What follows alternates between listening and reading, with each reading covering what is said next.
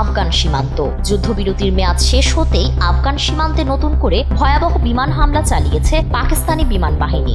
লক্ষ্য ছিল আফগানিস্তানের কান্দাহার প্রদেশের স্পিন বোলাদাক শহর। সীমান্ত ঘেঁষা এই শহরে শুক্রবার গভীর রাতে এই হামলা চালানো হয়। এতে এখন পর্যন্ত 40 জন নিহত ও অন্তত 170 জন আহত হয়েছেন বলে জানা গিয়েছে টোলো নিউজের এক প্রতিবেদন থেকে। স্পিন বোলাদাকের প্রধান স্বাস্থ্য কর্মকর্তা করিমুল্লাহ জুবাইর আগা জানান, নিহতদের সবাই বেসামরিক নাগরিক, যাদের মধ্যে উল্লেখযোগ্য অংশ নারী ও শিশু। আহতদের মধ্যে অনেকের অবস্থা আশঙ্কাজনক।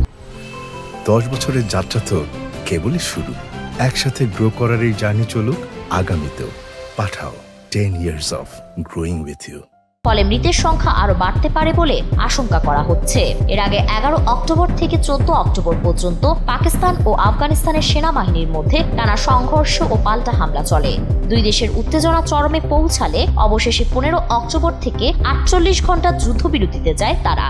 কিন্তু সেই বিরতির মেয়াদ শেষ হওয়ার মাত্র কয়েক ঘন্টার মধ্যেই শুরু হয় এই বিমান হামলা।